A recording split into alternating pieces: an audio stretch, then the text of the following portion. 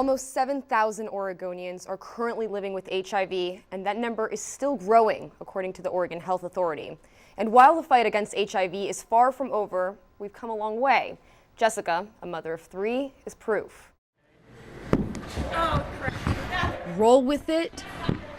I have no shame in my game at all. Or don't. You're gonna like me for who I am, or you're gonna be out the door. This is Jessica. Take it or leave it. She shows no self-doubt. Her beliefs printed clearly on her skin for everyone to see. This is my red ribbon. It's for HIV and AIDS, and in it is my diagnosis date, 3/17 of 95. And to go along with that, nothing happens by mistake, and that is my motto. Everything happens for a reason. Things weren't so clear when Jessica was diagnosed more than 20 years ago. When you found out, HIV was still relatively new at that time. What were you thinking? Death sentence. I thought I was gonna die. Already a mother of 1 son, the idea of death steered Jessica further from life. She was using cocaine, crack, and meth back then. Her son was living with his father. The addiction was stronger than ever before. I gave up. I didn't seek help for medication for years to come. But while addiction tightened its grip, so did something else. Love. Jessica's second child was born. It took for my second one to say, you have blessings there.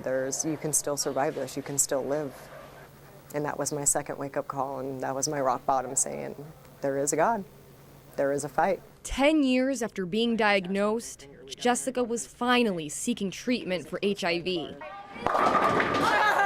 A few years after that, she would fight off her addiction. Did you ever kind of just think of just giving it all up and running away? I did. And my giving up point was I went to DHS in St. Helens, and I went to them and I said I need help, and I gave up my kids and I went into treatment, and here I am today. And I've got my kids. Fast forward to today. Jessica is sober. She's the mother of 3 kids who are all HIV negative. How's she at bowling? Extremely good. I'm not. I go to work, I come home, I cook dinner, I try to spend time with my kids, and I take my meds and I start all over. The meds are not easy. HIV patients may take several pills a day, lending to incapacitating side effects like fatigue, irregular bowel movements, and vomiting.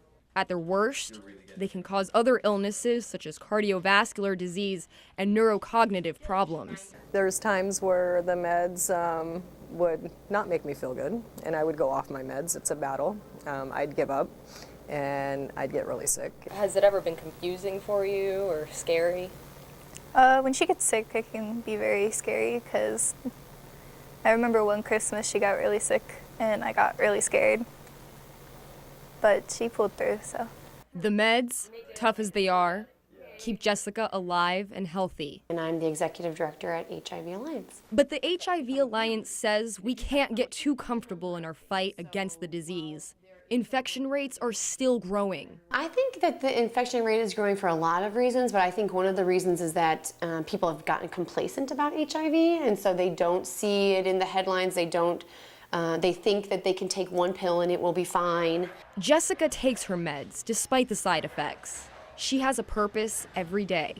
And my conclusion is, I got this to teach my kids' this generation to be safe, to learn. Because for Jessica, everything happens for a reason. The HIV Alliance urges the public to get tested and practice safe sex. You can help the fight too by volunteering, donating, and just getting educated. This mini-series continues next Wednesday right here on KVAL.